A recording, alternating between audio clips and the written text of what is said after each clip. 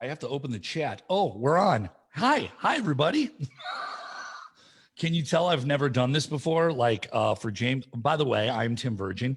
With me today will be my good friend, brother for years and years, Ryan Lange, who is the CMO of Next Green Wave. We're going to talk about many things today, but most of all, we're going to talk about cannabis. Right, my friend? You got it right. I'm excited to be here. Thanks for having me. Oh, man, thank you to James Van Osdol. Welcome to Car Con Carne, or today will be, somebody gave me the idea of Cannabis Con Carne. It's fitting. Fitting.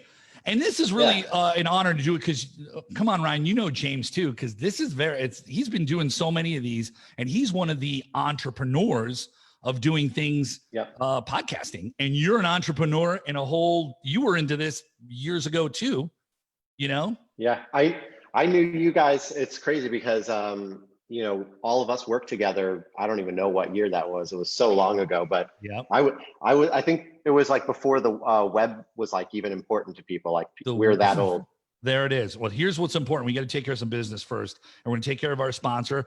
As business owners open back up to serve their communities, they're faced with a lot of challenges as they navigate through the new normal brought on by the coronavirus. And C&H Financial Services is here to help. C&H offers a variety of products that range from traditional merchant accounts to zero-cost payment processing solutions, which eliminates the expense associated with accepting Visa, MasterCard, Discover, and American Express as a form of customer payment. To learn more, contact C&H Financial Services at 855-600-2437 or go to chfs.com.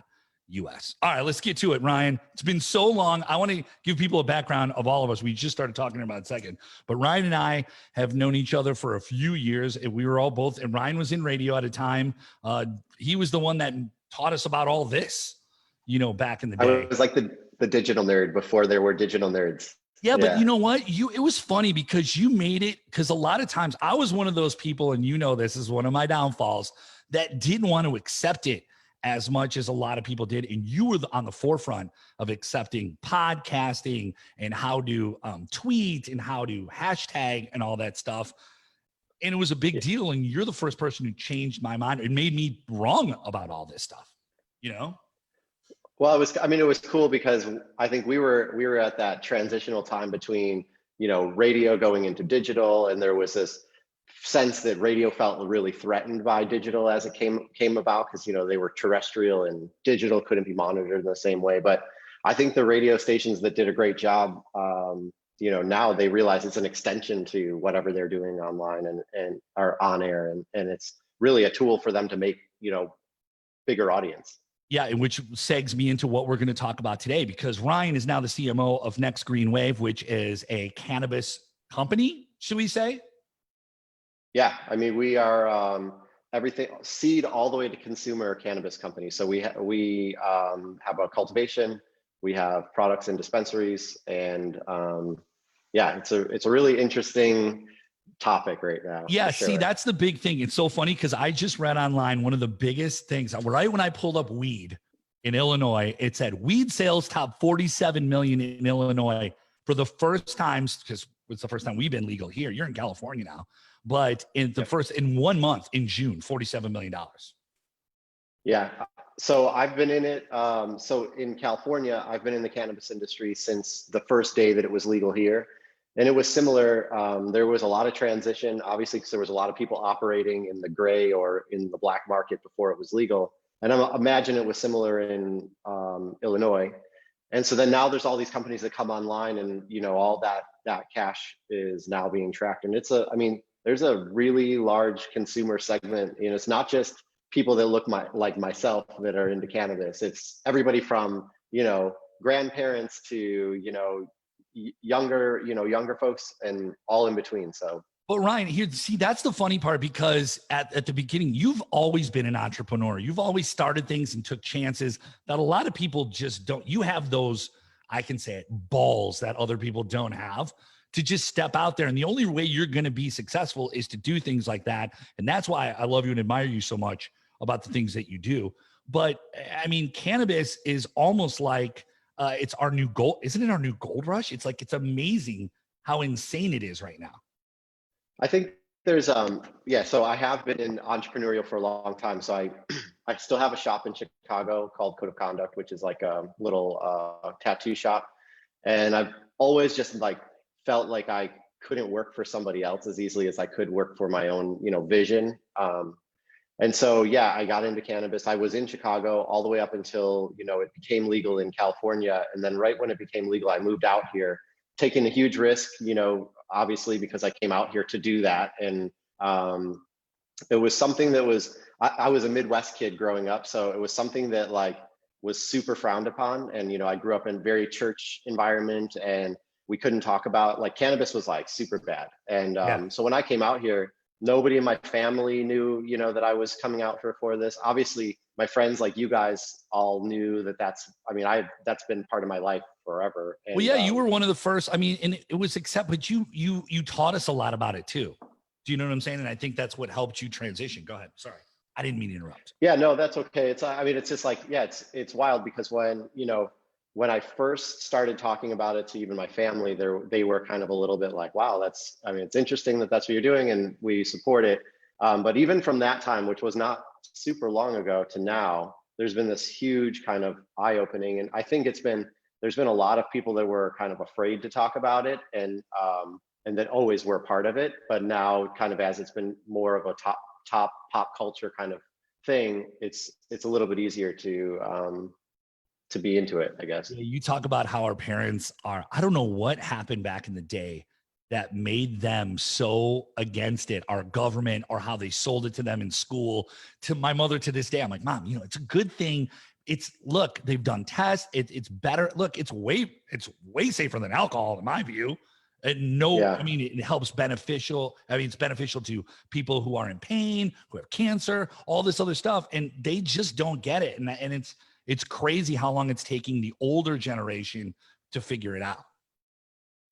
Yeah, I mean, a lot of it stems from obviously like that whole reefer madness. There was just tons of propaganda against the industry. And I mean, at one point it was a thriving industry. Obviously, if you look back, there was medicines and everything like that made, way back. And so there's this period of time where our parents and even our grandparents, there's a huge stigma around all of the ways to consume. What we're finding, which is interesting, is as there's all these new ways to consume, that are coming online that are more familiar to you, like for things like there's even waters and things like that out there. We're finding that like older people are actually more receptive than maybe like the baby boomer generation. So there's this, like the grandparents, they're like down for it because they've already tried other kinds of medicines and things like that. They're tired of having 50 pill bottles in their, in their cabinet. So yeah, it's been, I think that's really changed a lot. And I think it's going to change a lot in Illinois. Right now in California, it's a totally different world. Yeah, I'm sure it takes time. Colorado's probably the biggest that's proven about this situation than any other state, and how much money they've made and all that stuff. And the biggest question that I always hear people say, especially when I talk about you, they're like, how did he get into it? And now like Illinois is legal. Now everybody wants to grow weed. Everybody wants to have a grow house. Everybody wants to get a license. And explain to people how hard that is. Because look, I'm not telling people to not do it, but it's a long process to get into the business, isn't it? Yeah. Yeah. Also, I'll break it down into two parts if it's cool. One, I'll talk in a second about like how you actually do it, like the steps. Yeah. But like, I think if I was to back up one step for myself personally, I was always like an entrepreneur, like we talked about, and I was always okay at it, but I'd never had like something actually break through, the surface. And it wasn't until I moved out into California, I had a lot of time to start like reading and listening to books or podcasts. And I started to basically whiteboard for myself. Like that sounds really nerdy, but I kind of made like, these are the things I want to accomplish. And one of those things was I want to have, be a part of one of the largest, cannabis companies, and not largest by size, but largest by impact in the world. So I wrote that on my board. I was going to do that.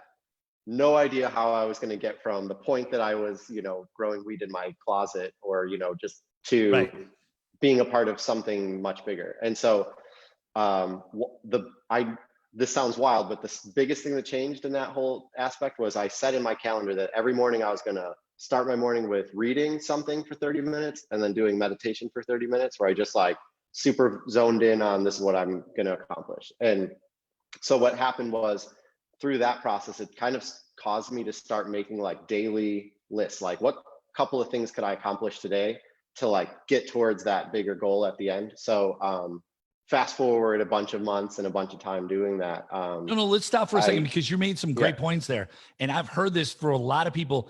Number one, the most successful people that I have known in my career meditate. The big thing, most of them do, and read books. I mean, you said two of the most important things to start any kind of business, especially getting into what you're doing. It's something I need to do more. I think it's something that everybody needs to do more. Yeah, this is going to sound really silly, but one of these books I read, I don't even remember exactly what it was called. I think it was called like You're a Badass at Making Money or something stupid like that. I was like, I'm going to learn how to make a bunch of money. This is, this is way back. But then that had, it had a lot of great points, and it led me to a lot of other books. So like, it just kind of like led me down this rabbit hole. And then what I found, just like what you're saying, is that you read 30 books or 40 books. I don't even know what the stat is, but I think the average CEO supposedly reads like 60 or 50 books per year. Yeah. Well, you read a bunch of books and you find out that all these people that are super smart have been successful. You can make fun of them or not make fun of them, but they have been successful. They all have these like common threads. They like do the same things. They have like similar like patterns. Like it's super weird. Like it almost seems like conspiracy, but it's really not. It's just they're moving in a similar direction. And so I just started to take those things, as cheesy as they were or not cheesy, but like one of the tips I read was about finding a good mentor, or being like, one of the things, I don't remember where I read this, but it basically said you kind of are a product of the 5 people you surround yourself by. So like if you look at 5 people you surround yourself by, are they all bad people? Are they all super successful people? Are they not? What's that range? Because for me, I was kind of at the max of where I could go as an entrepreneur without getting some sort of extra help from somebody. Right. And so leading into the cannabis space, I just kind of like searched around what are some of the places near me that I could start talking to people, and made some good partnerships with some guys that were kind of already in. And then, on top of that, I made some good partnerships with people that are totally not like me at all. So like one of my best partners in business, this guy named Alex, he's a Stanford graduate, total suit, the complete opposite of me. And so him and I started a company together when I first moved out to California that was focused on consumer packaged goods and reaching, brands, social media, all the stuff we talked about before. And that kind of led me into, as I was meeting people in the cannabis industry, I took a big chance, and we essentially built a whole, plan out that we thought, if we show this to the right people and get them, excited about our vision, we could potentially pull it off. And that was kind of the first step, was making that. I basically put together a slide deck and I started showing it to people.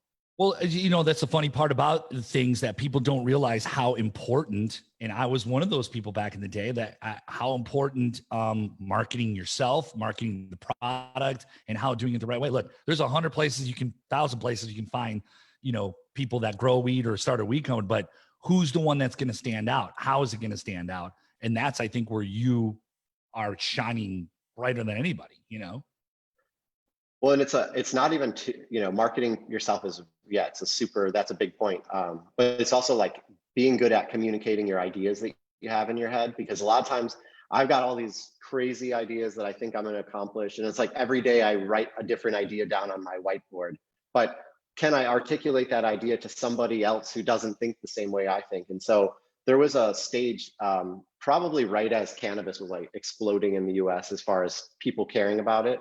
I was out raising money for our cannabis company, and I went, it felt like every 2 weeks I was going to New York or Toronto, and I was basically talking to big investment banks and a lot of people that didn't look like me. And one of the things I realized in that process, like I said, I had this deck, this vision that I wanted to communicate, is I had to be able to figure out a way to show them what I was thinking would be successful or could be successful. And so, that's obviously part one of that whole plan and how you actually do it. If you want me to, I can talk a little bit about the actual, like, how Yeah, you do it, no. how you That's what I get was going to into it. get you next. How did, like, when you got the stride going, when did you know, and how did you know things were taking off?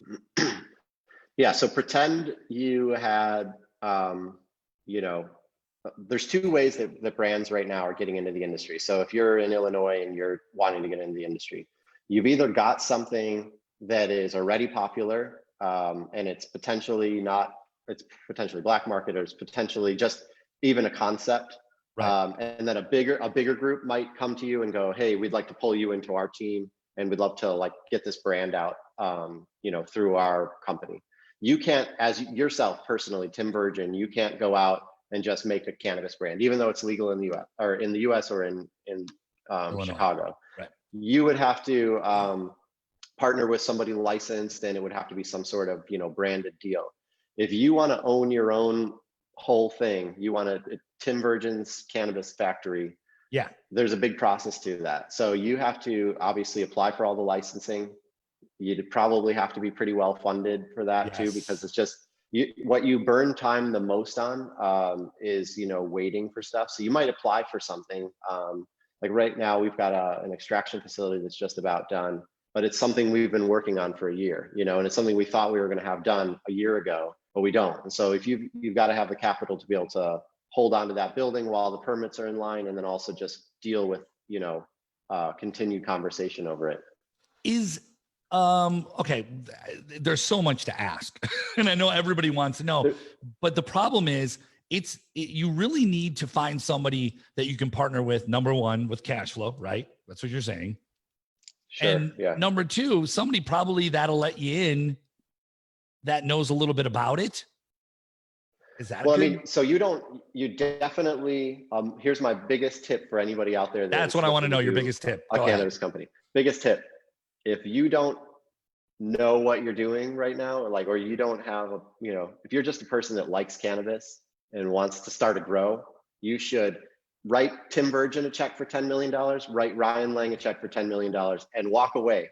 And you're going to save yourself $20 more million. Okay. So there it is. Don't get into it. There's a ton of people that have gotten into the industry over the last couple of years that have no idea what they're doing, and they end up burning through, millions of dollars. So that actually was just in the news. Dan Belzerian and his company, everybody's heard about his company. Yep. They burned through $50 million, and it's a total failure. It looks like it's going to fall apart. I mean, that's one example, but there's a lot of examples. But there's a lot of people doing that already have brands and influencers and stuff. And you just made a great point. It's not something. And look, you have to, not that I know about any, but I would imagine you would have to know people in government. You would have to know things to keep your relationships alive. It's a lot of work to do it. And it's just a process. Yeah. It's a process, and you got to really want it to do it. I would say that if I was doing everything from scratch right now, and I think where a lot of the industry is going is people are getting really focused in on one thing that they do well. There's a lot of people, the first thing that anybody wants to do is start a grow. So like in Illinois, you probably hear tons of people that want to start a grow. And then you got all these people that are trying to grow cannabis, and really then, that's great. That's actually what we do. So I am not knocking it at all. I just think that's kind of one of the first lanes people look. But then, I guess in that process, people try to get what's considered a micro biz or a seed to consumer, where they can do cultivation, distribution, extraction, all of the things, manufacturing. Right. And there were a lot of those that came online, and there's a lot that came online in Illinois. But the problem is there's lots of people that are focused in on one of those disciplines and crushing it. I would say, picking a lane and being really great at that lane. And I mean, we're doing that in what we're doing. We have other licenses. We have extraction, distribution. We have the ability to manufacture. But right now, one of our core businesses and where we're really focused in is cultivation. Doing a really great job with that. And that's a big deal. I mean, in terms of growing it, the way you grow it, pesticides, things like that. People are I have a feeling, I'm a little scared when people start smoking weed and just they're smoking it and not really know what they're getting, at this point, because I mean, I don't really want the government involved, but how do you control that kind of stuff? Do you know what I'm saying? It's kind of still the Wild West in that fact, right? So on the legal side, it is not the Wild West anymore. It is Okay. highly regulated. And so the cool part about it, I mean, I guess one of the real values to the legal side of the business is that there are standards that everybody upholds across the business, and they have to get tested before product can go out to market. And what is really great about that is, like on the California side, obviously they test for heavy metals, pesticides, all of these things. And consumers don't buy products that are not tested. So our team at NGW, so one of my business partners who is the founder of the company, Mike Jennings, he's a longtime cultivator. His family's always been in cultivation way before it was legal. Like when it was One outlaw of the style. outlaw style, yeah. And so one of the cool parts or his focus too, and our team's focus is really on good genetics. So there's a lot of people. So for a single strain, there may be hundreds, thousands of variations of that thing over time as it's been bred by other people. And really sourcing awesome genetics, things that are hard to find, things that are exciting from like a taste and flavor profile. All of those are cool things that can be showcased through testing. So when you go into a test and you look at, in California, you can scan one of our bottles and a QR code pops you up to the test result. You can look at, terpene profiles, which is terpenes are the flavor and smell, of the plant. Yeah. And also the things that consumers really look at, THC percentage, but it's about a whole lot more. It's about, the total cannabinoid profile of the plant. Which brings me to the thing that another thing that's pretty amazing. Like if you're in high school or college right now, that's something to learn right now. That's going to be something that we need, people that know that kind of science with cannabis, right? I mean, that's crazy. Like a sommelier of weed. It's going to happen, right? It's already happening for sure. There's all kinds of, just like in the tech industry. So like, when we were talking about how early on we were getting into digital before the internet, really people cared about websites. Well, like jobs at Facebook didn't exist because Facebook didn't really exist in the way that it exists now. So like same thing in the cannabis industry, like, probably 5 to 10 years ago, the jobs look totally different than they do now. I think real sophistication is coming into other areas too, like extraction. So extraction used to just be, a couple of different forms of extraction. There's very traditional stuff that's been around forever, 70s, way before like water hash extractions and things like that. But I think within the last 5 to 10 years, some of those techniques that have been around forever have really gotten a lot more people, thinking about it, testing against it, and innovating in really cool ways. Well, that's awesome to know because nobody knows this stuff. Like literally, especially people in Chicago and Illinois, we're thinking, oh man, they're just putting grow houses up and we're getting it from somewhere and here you go. And you kind of at a point, like I was wondering, I was like, man, do people know what they're smoking at this point? Like, even though it's coming through whatever you buy it from, one of the places in the distributors or whatever they called, you don't know, but that makes me feel good. That's pretty awesome, actually. Yeah, I mean, there's always horror stories. Like if you look for it, you can find stuff not going right. Even on the legal side of the industry. But generally, consumers are waking up to it and pretty smart. I mean, even on like so going back to the extracted side, when extracted or vape pens and some of those like cannabis pens first came to market, everybody was chasing a super clear cartridge. So they would go look at it and they go, oh, it's super clear. This is good. Well, like that's not necessarily bad, but it's not necessarily the best because of the fact that it's clear. Clear actually means that it goes through a winterization process. So it gets distilled with a solvent of some sort. So there's chemicals being, introduced in order for them to get that clarity out. Whereas some of the new oils that maybe were not looking as pretty when, and got knocked, years ago are more like a honey colored or dark. Those are actually more natural. So those are more like, maybe a Whole Foods versus a McDonald's, or I don't know what the comparison is, but yeah, it is interesting because consumers now are really waking up to knowing specifically what they like. And it's wild because you see how educated everybody's getting as far as what they like to consume. It's crazy. There's just, and by the way, if you're just joining us now, CMO of Next Green Wave, Ryan Lange, that's who we're talking to. We're talking about how the entrepreneurial way that he has done this through his life and getting into the cannabis business. And it's just funny that just in this 20 minutes, I've learned 100,000% or more than what I knew, because you get fed the wrong stuff from people who think they know what's going on. And it's still, for us in Illinois, like the learning curve is going on here. And it's pretty crazy how many people, right when they know this is happening, they're like, I want to be in the weed business. How do I do it? And well, there's it's funny because there's a lot of things you don't realize that people just say wrong or don't, like there's a lot of conversation around cannabis and hemp, right? On the internet, and they're the same plant essentially. So it's not a different plant.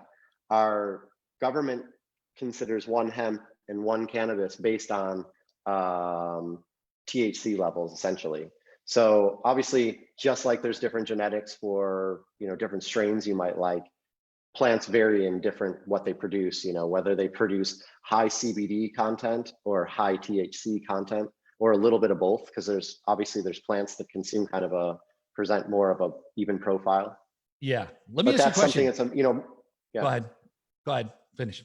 No, I was just going to say, that's just something people talk about all the time. I always hear, oh, well, that's a hemp plant. That's a cannabis plant, or that's well, let's talk about that. Right. Exactly. So, but the hemp world is another big deal, making textiles and stuff that's another up and coming huge thing right now, right? Yeah. Housing products. I mean, there's tons of things being made from, I just looked at flooring the other day. It looked awesome. It was like a pressed flooring, and seems super sustainable. I think a lot of those things have a long way to go. We are not going to personally get into any of that stuff at our business, but there's definitely lots of room for those kinds of jobs. What's NGW's like? What's the big thing? What do you want to talk about with your company right now that's breaking the norm? I think what's going back to the genetics piece, what's kind of breaking the norm for us is that because the guys on the team are so well respected, they end up getting things through their OG connections, a super hype strain that maybe nobody can get. So like a lot of these cool genetics, or a lot of these genetics that are sought after, they might have only been like popped up in one place in the country, or they, and it might be from one guy, and then it just goes away. They might only put out 1,000, seed packs or something like that. And so pulling in some of those things have been pretty cool. We've got, like if our strains weren't tested, some people wouldn't believe what we're getting as far as test results. And as I say this, people are going to go, that's bullshit. But you can check. You can actually pull it up by one of the most trusted labs in California. We have some strains that are testing as high as 40% total cannabinoids, which is totally unheard of. Yeah.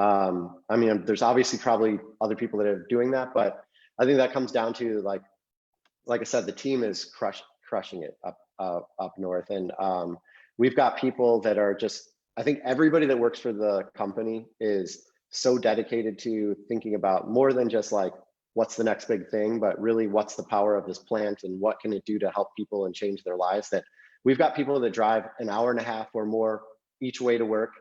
And some people are, a lot of people are doing this it's a passion, out of their life.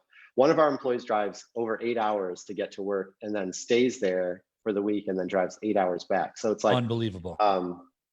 Yeah, it's just really like the things that are happening for our company wouldn't be happening without the entire team. It's not one person that, on the team that is more important, but our focus is really on flower. Like I said, right now, we've got the extraction that's coming up.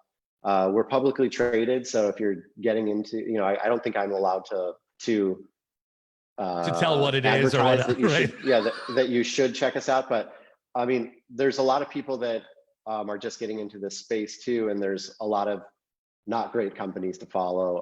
I would just encourage people to do their homework and check us out and see what we've got a lot of great things that we're working on right now. It's awesome, dude. It's awesome to see you. Thank you for spending time with us. We could talk like hours about this. And I know this minute I'm done, podcast. I know. I'm telling you, the minute I'm done with this, I'm gonna be like, damn it, I should have asked him that. But whatever, dude. I love you. I miss you. It's been some time. I got to come out to San Diego and we'll hang out.